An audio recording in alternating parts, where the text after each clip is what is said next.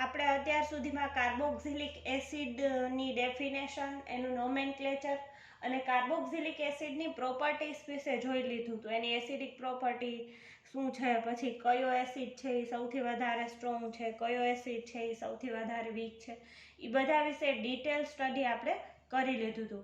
હવે આજના લેક્ચરની અંદર આપણે કાર્બોક્સિલિક એસિડ્સ છે એની પ્રિપેરેશન કેવી રીતે છે એ બધા વિશે જોશું. આ તો તમને બધું ખબર જ છે, બરાબર, કે કાર્બોક્સિલિક એસિડ છે એ એલિફેટિક ને એરોમેટિક હોય. તો હવે preparation of monocarboxylic acid. મોનોકાર્બોક્સિલિક acid કોને કહેવાશે? એવા કાર્બોક્સિલિક એસિડ કે જેની અંદર એક COOH ગ્રુપ પ્રેઝન્ટ હશે એને કહેવાશે મોનોકાર્બોક્સિલિક એસિડ, બરાબર. તો એની પ્રિપેરેશન છે ને એમાં સૌથી પહેલા છે પેલું by hydrolysis of acid derivatives. Acid derivatives છે ને એનું હાઇડ્રોલિસિસ કરવાથી શું બનશે? તો કે આપણને બનશે એસિડ કાર્બોક્સિલિક એસિડ. હવે જુઓ, આ એસિડ ડેરિવેટિવ્સ એટલે પહેલા તો એસિડ ક્લોરાઇડ, પછી બીજું છે એસિડ એનહાઇડ્રાઇડ, ત્રીજું છે એસ્ટર અને ચોથું છે એમાઇડ. એસિડ ક્લોરાઇડ છે એનું સૂત્ર શું થાય? RCOCl, બરાબર. એસિડ એનહાઇડ્રાઇડ તો RCO2O, પછી એસ્ટર તો RCOOR અને એમાઇડ્સ એટલે RCONH2. આ વારાફરતી આપણે શું કરવાનું છે? તો કે એસિડ ડેરિવેટિવ્સનું હાઇડ્રોલિસિસ કરવાનું છે. હવે એસિડ ક્લોરાઇડ છે એ react instantly with water. For example, acetyl chloride is readily hydroxide to acetic acid. હવે જુઓ, સૌથી પહેલા એસિટાઇલ ક્લોરાઇડ લઈએ. એસિટાઇલ ક્લોરાઇડ એટલે CH3COCl. હાઇડ્રોલિસિસ કરવું હોય તો જરૂર કોની પડે? H2O ની. તો એ બનાવશે શું? તો કે CH3COOH અને HCl. અહીંયાથી જુઓ, આ H2O છે ને એના બે ભાગ પડે, H+ અને OH-. હવે H+ છે એ કોની સાથે પ્રક્રિયા કરશે? તો કે Cl- સાથે, અને બનાવશે શું? HCl. વધ્યું શું હવે અહીંયા? તો કેટલું વધ્યું? CO, અને આની પાસેથી OH, તો આ બનશે CH3COOH. અને એ જ શું આપણે જોઈએ છે? તો કે આપણે મોનોકાર્બોક્સિલિક એસિડ જોઈએ છે, એ બની જશે. પછી છે acid anhydride. Acid anhydride react slowly, give a 2 moles of carboxylic acid. હવે જુઓ, CH3CO ટ્વાઇસ, આવું બે વાર, અને પછી વધારાનો એક શું હોય? ઓક્સિજન. એને કહેવાય શું? તો કે એને કહેવાય એસિડ એનહાઇડ્રાઇડ. પ્રક્રિયા કોની સાથે કરશે? તો કે H2O સાથે પ્રક્રિયા કરશે. બનાવશે શું? એસિટિક એસિડ CH3COOH ના 2 મોલ. આપણો ક્વેશ્ચન છે પ્રિપેરેશન ઓફ મોનોકાર્બોક્સિલિક એસિડ. એમાં પહેલું આપણે જોયું કે એના ડેરિવેટિવ્સ છે ને એનું હાઇડ્રોલિસિસ કરવાનું. તો ડેરિવેટિવ્સ કેટલા પ્રકારના છે? 4 પ્રકારના છે. એસિડ ક્લોરાઇડ, એસિડ એનહાઇડ્રાઇડ, એસ્ટર અને એમાઇડ. તો ત્રીજું આવ્યું એસ્ટર. એસ્ટર રિક્વાયર્ડ ડેઝ ટુ રિએક્ટ, એટલે કે એસ્ટરને ઘણો સમય લાગશે. સૌથી પહેલું આપણે એસિડ ક્લોરાઇડ લીધું ને એ તરત જ પ્રક્રિયા કરશે અને શું આપશે? એસિડ આપશે આપણને. પછી બીજું લીધું એસિડ એનહાઇડ્રાઇડ. એને પ્રક્રિયા કરતા થોડીક વાર લાગશે પણ એ આપણને એસિડ આપશે. પછી જો આ ત્રીજું છે ને એસ્ટર, એ શું? ડેઝ, એટલે કે ઘણા દિવસો લેશે to react with water at room temperature. However, at a high temperature, the reaction takes place in a few hours. જો હાઈ ટેમ્પરેચર થાય તો રિએક્શન કેટલા? તો કે થોડોક સમય લેશે. આ શું થયું? એસ્ટર થયું. બે બાજુ શું છે? R ગ્રુપ, અહીંયા CH3 ને CH3 ને વચ્ચે શું છે? COO. તો એને એસ્ટર કહેવાય. હાઇડ્રોલિસિસ કરો, બનશે શું? Acetic acid plus alcohol. હંમેશા એસ્ટરનું હાઇડ્રોલિસિસ કરવાથી બને શું? Acid plus alcohol. ચોથું amide. Amides react at a very slow rate even at a high temperature. એસિટામાઇડ છે આ એમાઇડ. હાઇડ્રોલિસિસ પ્રોસેસ કરીએ તો બનશે શું? એસિટિક એસિડ અને એમોનિયા. એની સાવ સ્લો પ્રક્રિયા થશે. કોની કમ્પેરમાં? તો કે એસિડ ક્લોરાઇડ એનહાઇડ્રાઇડની કમ્પેરમાં પ્રક્રિયા બહુ ધીમી થશે. હવે એની મિકેનિઝમ જોઈએ. તો સૌથી પહેલાં એસિડ હાઇડ્રોલિસિસ. અહીંયા જુઓ, આ ઓક્સિજન છે, એની સાથે H2O માનો H+ પ્રક્રિયા કરી અને આ કોમ્પ્લેક્સ બનાવશે એક. પછી ફરીથી કોણ જોડાશે એની સાથે? તો કે એની સાથે H2O જોડાશે. હાઇડ્રોલિસિસ હજી બાકી હોય ને તો અહીંયા શું જોડાશે? H2O+. કેમ કે આ OH- હતો એ શું બની ગયો? OH+ બની ગયો. કોના કારણે? આ H+ જોડાવાના કારણે. બરોબર. હવે એમાંથી આપણે જોઈએ છે શું? તો કે આપણે જોઈએ છે RCOOH, એટલે કે આપણે એસિડ જોઈએ છે. તો એસિડ એટલે R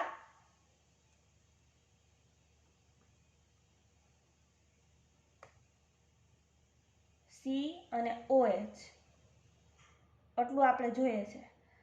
આ H2 અને આ Y એ આપણા માટે વધારાના છે. તો એક H છે એ -HY તરીકે રિમૂવ થઈ જશે અને એક H છે એ H+ ના રૂપમાં રિમૂવ થઈ જશે. આપણને મળી શું જશે? RCOOH, એટલે કે કાર્બોક્સિલિક એસિડ. બરોબર. પછી જોઈએ reactivity of acyl derivatives.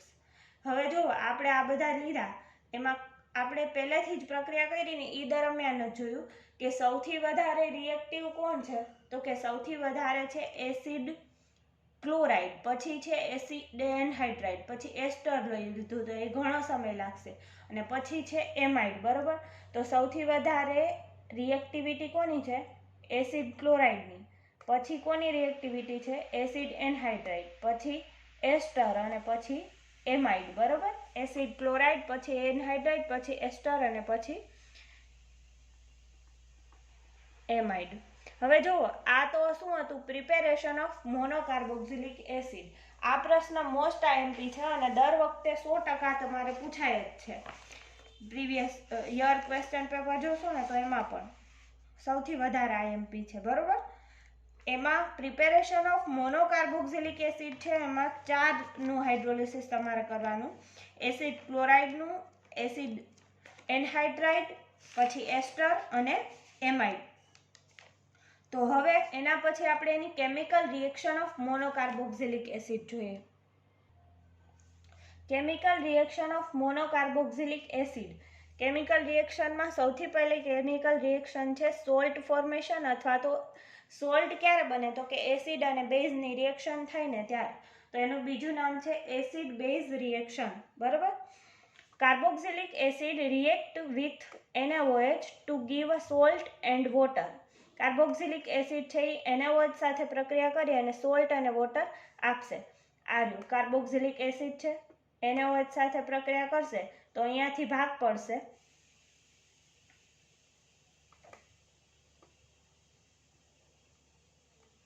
RCOO- અને H+. તો RCOO- છે એને પ્લસ સાથે પ્રક્રિયા કરશે અને H+ છે એ OH- સાથે બનશે શું? સોડિયમ કાર્બોક્સિલેટ નામનો સોલ્ટ બનશે. સોલ્ટ હોય ને ત્યારે પાછળ પ્રત્યય કેવો લાગે? ATE. બરોબર. બીજી પ્રક્રિયા છે RCOOH છે એ NaHCO3 એટલે કે સોડિયમ બાયકાર્બોનેટ સાથે પ્રક્રિયા કરશે. આપશે શું? સોડિયમ કાર્બોક્સિલેટ અને H2O અને CO2 ગેસ રિમૂવ થશે. ત્રીજું છે એસિટિક એસિડ, એક્ઝામ્પલ તરીકે લીધું. સોડિયમ બાયકાર્બોનેટ સાથે પ્રક્રિયા કરી, આપશે શું? સોડિયમ એસિટેટ, H2O અને CO2 રિમૂવ થશે. પછી આપણો એસિડ છે એ કોની સાથે પ્રક્રિયા કરશે? એમોનિયા સાથે. તો બનશે શું? અહીંયાથી એક H ઓલરેડી છે જ, વધારાના NH3 આવશે તો બનશે શું? RCOONH4 એમોનિયમ સોલ્ટ બનશે. આ અહીંયા R ની બદલે શું લીધું છે? મિથાઇલ ગ્રુપ લીધો છે. એક્ઝામ્પલ, અહીંયા R ની બદલે મિથાઇલ ગ્રુપ, તો એનું નામ થઈ જાય એમોનિયમ એસિટેટ. પહેલી પ્રક્રિયા થઈ સોલ્ટ ફોર્મેશન, અથવા એને કહેવાય એસિડ બેઝ રિએક્શન. બીજું છે ડીકાર્બોક્સિલેશન, એટલે કે CO2 ગ્રુપ દૂર થઈ જવો. અહીંયાથી આપણે CO2 ગ્રુપ દૂર કરી નાખીએ એસિડમાંથી, કાર્બન ડાયોક્સાઇડ, તો વધશે શું? R અને H. અને R અને H હોય ને એને કહેવાય શું? તો કે એને કહેવાય આલ્કેન. હવે જુઓ, કાર્બોક્સિલેટ આયન છે RCOO- એ બને શું તો કે R- કાર્બન આયન બનાવી શકે અને CO2 ગ્રુપ શું થઈ જાય દૂર. આ માઇનસ છે ચાર્જ એ ક્યાં ટ્રાન્સફર થઈ ગયા R ઉપર, આલ્કાઇલ ગ્રુપ ઉપર. બરોબર, R છે પ્રક્રિયા કોની સાથે કરશે HX સાથે, એટલે કે હાઇડ્રોજન હેલાઇડ સાથે. તો બનાવશે શું R અને H. RH એટલે શું થાય હાઇડ્રોકાર્બન થાય અથવા એને આલ્કેન કહેવાય. અને X- હેલોજન હેલાઇડ આયનના રૂપમાં રિમૂવ થશે. અહીંયા જુઓ સોડિયમ એસિટેટ છે એ કોની સાથે પ્રક્રિયા કરશે NaOH અને કેલ્શિયમ ઓક્સાઇડ એટલે કે સોડા લાઇમ સાથે. બનાવશે શું મિથેન બનાવશે અને Na2CO3 રિમૂવ થઈ જશે. એના પછી છે આ સોડિયમ બેન્ઝોએટ. બે સરખું જ છે, ખાલી આમાં એરોમેટિક છે. એ પણ કોની સાથે તો કે સોડા લાઇમ સાથે પ્રક્રિયા કરશું, હીટ આપશું તો બનશે શું અહીંયા કેમ આલ્કેન બન્યો CH4 મિથેન બન્યો, એવી રીતે અહીંયા શું બનશે બેન્ઝીન. બરોબર, અને Na2CO3 છે એ રિમૂવ થઈ જશે. પ્રક્રિયા બધી સાવ સહેલી છે એકદમ, ખાલી તમારે થોડુંક ડિટેલમાં જોવાની જરૂર છે. બરોબર, એક બે વાર લખશો આ એટલે તમને આરામથી આવડી જશે. હવે હું તમને ઇન્ફોર્મેશન ખાસ એ આપી દઉં કે જ્યારે પણ તમે અહીંયા આવશો કોલેજે ત્યારે સૌથી પહેલાં તો મને chapter name reaction and rearrangement આખું અને આ carboxylic acid and its derivatives આખું ચેપ્ટર અસાઇનમેન્ટના રૂપમાં પહેલાં તો જમા કરાવવાનું છે તમારે. આવું એટલે તરત, એટલે જે કોઈ હજી ન લખ્યું હોય એ લખી નાખજો.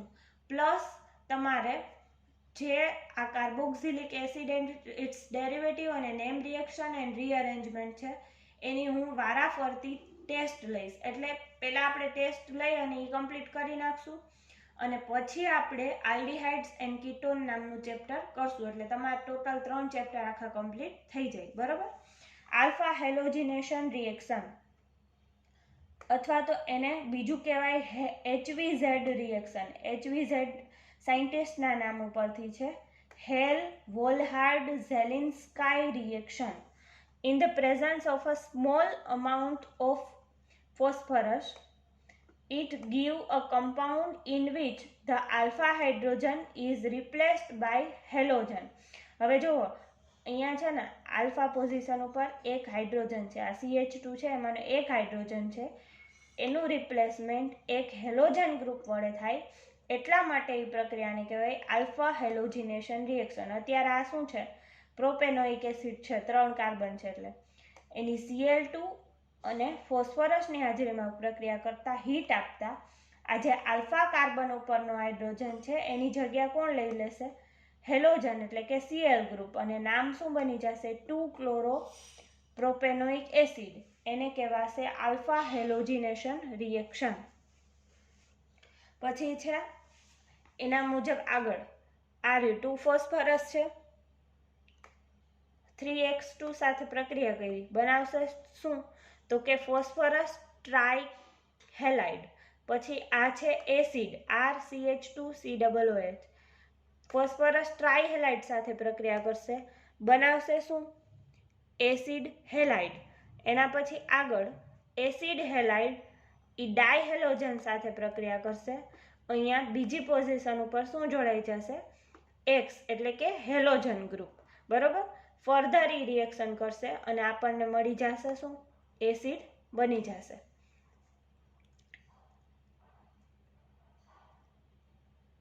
આ પીડીએફમાં બરોબર દેખાતું નથી પણ તમે આ જરાક રિએક્શન છે એ જોઈ લેજો. બરાબર, પછી છેલ્લેમાંથી શું બનાવશે 2-હેલો એસિડ, કેમ કે સેકન્ડ ગ્રુપ ઉપર શું છે સેકન્ડ કાર્બન ઉપર હેલોજન છે અને એસિડ હેલાઇડ બનાવશે. એસિટિક એસિડ છે CH3COOH, ડાયક્લોરો ગ્રુપ અથવા તો ડાયહેલોજન અને પ્રક્રિયા કરશે in the presence of phosphorus તો આપશે શું ક્લોરો એસિટિક એસિડ. બરોબર, 1-ક્લોરો એસિટિક એસિડ આપશે.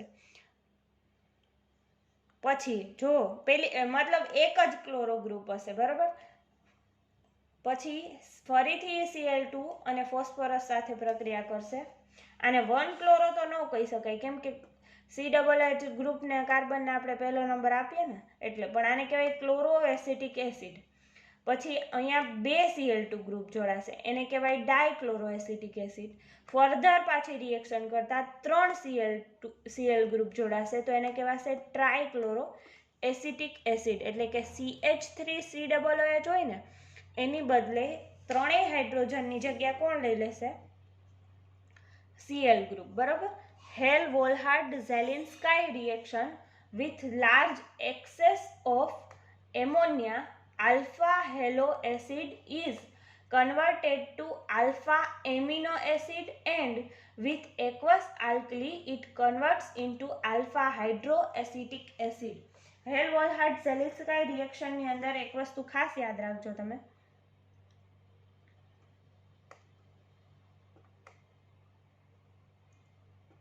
શું થશે કે અહીંયા જો તમે with large access of ammonia, જો વધારે પડતો એમોનિયા લો તો આલ્ફા હેલો એસિડ છે એ શેમાં કન્વર્ટ થઈ જાય? Alpha amino એસિડમાં.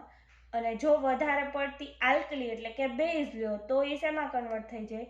Alpha hydroxy acetic એસિડમાં. તો એ બે પોસિબિલિટી આપણે જોઈએ. જો આ ક્લોરો એસિટિક એસિડ છે, બરાબર, એટલે કે એને હેલો એસિડ કહેવાય. વધારે પડતો એમોનિયા લ્યો તો શેમાં કન્વર્ટ થઈ જાય? એમિનો એસિડમાં. અને એમિનો એસિડ આ કયો પ્રકારનો છે? તો કે ગ્લાયસિન. ટોટલ 22 કે 23 પ્રકારના એમિનો એસિડ છે, એમાંનો આ છે ગ્લાયસિન પ્લસ HCl. બરાબર. પછી જુઓ આ ક્લોરો એસિટિક એસિડ છે, એમાં વધારે પડતો આપણે એકવસ KOH એટલે કે બેઝ લઈ લઈએ તો એ શેમાં કન્વર્ટ થઈ જાય? હાઇડ્રોક્સી એસિટિક એસિડની અંદર. બરાબર. પ્લસ પોટેશિયમ ક્લોરાઇડ છે એ આપણને છૂટું પડશે. એના અત્યાર સુધી આપણે કર્યું એ શું હતું? તો કે અત્યાર સુધી આપણે જોયું કેમિકલ રિએક્શન ઓફ એસિડ. બરાબર. એમાં બધી આવી ગઈ, એસિડ છે એના ડેરિવેટિવ્સની નહીં બધી. હવે આપણે પહેલાં જ જોયું કે એસિડ છે એના ડેરિવેટિવ્સ કેટલા પ્રકારના છે? તો કે 4 પ્રકારના છે. કયા કયા? એસિડ ક્લોરાઇડ, એસિડ એનહાઇડ્રાઇડ, પછી છે એસ્ટર અને એમાઇડ. તો આપણે આ ચેપ્ટરની અંદર, ચેપ્ટરનું નામ જ છે carboxylic acid and its derivatives. તો આ ચેપ્ટર છે એમાં અત્યાર સુધી આપણે પહેલાં તો પ્રિપેરેશન ઓફ મોનોકાર્બોક્સિલિક એસિડ જોયું, પણ હવે આપણે જે જોવાનું છે એ આ જે એસિડ ક્લોરાઇડ, એસિડ એનહાઇડ્રાઇડ, એસ્ટર અને એમાઇડ છે ને એની બનાવટ જોવાની છે, વારાફરતી એક પછી એક. બરાબર. તો એમાં સૌથી પહેલા છે પ્રિપેરેશન ઓફ એસિડ ક્લોરાઇડ. હવે જુઓ અહીંયા છે ને RCOOH છે, એમાંથી આપણે બનાવવાનું છે RCOOZ. હવે Z છે ને ત્યાં જુદું જુદું હશે. જો Z ને છે ત્યાં Cl હોય તો એને કહેવાય એસિડ ક્લોરાઇડ એટલે કે RCOCl. પછી જો ત્યાં OCOR હોય તો એને કહેવાય એસિડ એનહાઇડ્રાઇડ. જો ત્યાં NH2 હોય તો એને કહેવાય એમાઇડ, અને ત્યાં OR હોય Z ની બદલે તો એને કહેવાય એસ્ટર. તો વારાફરતી એની પ્રિપેરેશન આપણે જોઈએ. એમાં સૌથી પહેલા છે formation of acid chloride. Acetic acid છે એ લેવાનો, એની પ્રક્રિયા કોની સાથે કરવાની? તો કે એની પ્રક્રિયા થાયોનાઇલ ક્લોરાઇડ સાથે પ્રક્રિયા કરવાની. SOCl2 એનું નામ થાય થાયોનાઇલ ક્લોરાઇડ. તો બનશે શું? તો કે અહીંયા OH ગ્રુપની જગ્યાએ આપણે શું જોડવાનું છે? Cl group. એટલા માટે આપણે લીધું છે SOCl. તો આ બન્યું એસિટાઇલ ક્લોરાઇડ પ્લસ SO2 અને HCl ગેસિયસ ફેઝમાં રિમૂવ થશે. અથવા તો એસિટિક એસિડ છે એની ફોસ્ફરસ ટ્રાઇક્લોરાઇડ સાથે પ્રક્રિયા કરો, બનશે શું? એસિટાઇલ ક્લોરાઇડ અને H3PO3 એસિડ છે એ રિમૂવ થશે. અથવા તો આપણા એસિટિક એસિડની પ્રક્રિયા ફોસ્ફરસ પેન્ટાક્લોરાઇડ એટલે કે PCl5 સાથે કરો તો બનશે શું? CH3COCl, પછી ફોસ્ફરસ ઓક્સી ટ્રાઇક્લોરાઇડ અને HCl છે એ રિમૂવ થશે. આ થયું ફોર્મેશન ઓફ એસિડ ક્લોરાઇડ. આપણને એસિડ ક્લોરાઇડ મળી ગયો. આ CH3COCl છે ને એ છે એસિડ ક્લોરાઇડ. બરાબર. પછી છે બીજું ફોર્મેશન ઓફ એસિડ એનહાઇડ્રાઇડ. આપણો આ RCOOH એસિડ છે એ 2 મોલ ઓફ કાર્બોક્સિલિક એસિડ એટલે કે એક RCOOH અને બીજું RCOOH એની સાથે પ્રક્રિયા કરશે તો આવી રીતે બનશે. અહીંયાથી H અને અહીંયાથી OH આ H2O તરીકે રિમૂવ થઈ જશે. બાકી બધું વધ્યું નહીં આને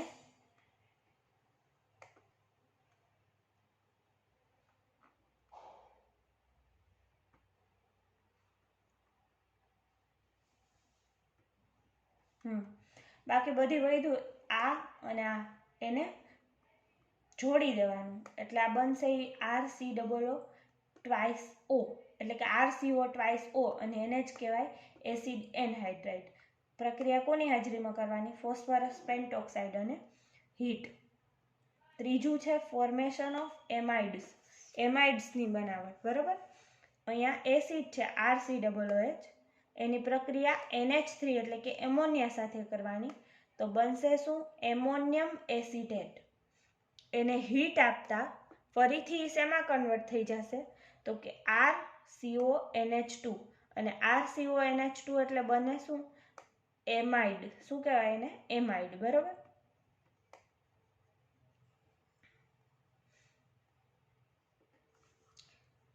અથવા તો બીજું જોવો એક એસિડ ક્લોરાઇડ લ્યો. આપણે ડાયરેક્ટ પ્રક્રિયા કરી દીધી, ખબર કે શેમાં કન્વર્ટ થઈ જાય? એમાઇનમાં. એસિડ ક્લોરાઇડ એની NH3 સાથે પ્રક્રિયા કરો તો બનશે શું? તો કે Cl ગ્રુપ છે એ શેમાં કન્વર્ટ થઈ જશે? NH2 ગ્રુપમાં અને એમોનિયમ ક્લોરાઇડ છે એ આપણને પાછો મળી જશે. એસિડ એનહાઇડ્રાઇડ એની જો NH3 સાથે પ્રક્રિયા કરીએ તો બનશે શું? એસિટામાઇડ બનશે પ્લસ એસિટિક એસિડ બનશે. બરાબર. પછી ત્રીજું છે ફોર્મેશન ઓફ એસ્ટર. એસ્ટરની બનાવટ. એસ્ટર એટલે RCOOR. A carboxylic acid is converted directly into an ester when it is heated with an alcohol in the presence of small amount of mineral acid like H2SO4 and HCl. એટલે કે જો carboxylic acid છે એની પ્રક્રિયા direct કોની સાથે કરવાની છે? તો કે small amount of mineral acid like H2SO4 and HCl. Direct છે એ કાર્બોક્સિલિક એસિડ એસ્ટરની અંદર કન્વર્ટ થઈ જશે. આલ્કોહોલ સાથે પ્રક્રિયા કરશું ને એટલે એસિડ અહીંયા જો કાર્બોક્સિલિક એસિડ અને આલ્કોહોલ લીધું, H2SO4 સાથે પ્રક્રિયા કરી તો બન્યો RCOOR અને H2O છે એ રિમૂવ થઈ ગયા. This reaction is reversible and it is known as esterification of acid. એસિડનું શું કરી નાખે છે? એસ્ટરિફિકેશન એટલે કે એસ્ટરમાં કન્વર્ટ કરી નાખે છે. હવે જો એસિટિક એસિડ છે R ની બદલે શું લીધો? CH3COOH અને અહીંયા શું લીધું?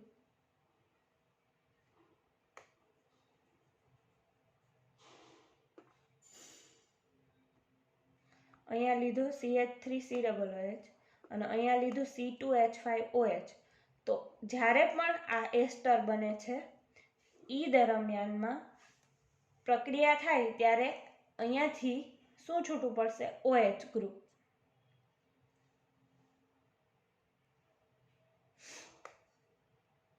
અને અહીંયાથી H ડાયરેક્ટ શેમાં કન્વર્ટ થઈ જશે? એસ્ટરની અંદર. અને મેં ત્યારે જ કીધું કે એસ્ટરનું નામ કરો ત્યારે છેલ્લે ATE એટ પ્રત્યે લાગશે.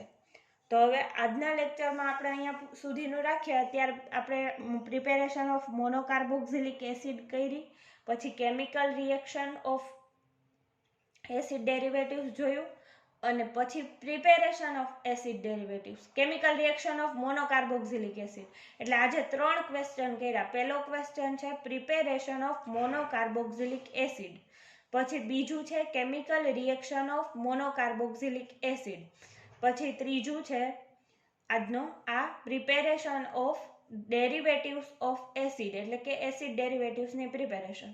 આટલું જોયું. હવે નેક્સ્ટ લેક્ચરની અંદર આપણે ઇન્ટરકન્વર્ઝન ઓફ એસિડ ડેરિવેટિવ્સ ટોપિક છે એ કમ્પ્લીટ કરશું ને આપણું ચેપ્ટર છે એ પૂરું થઈ જશે. બરાબર.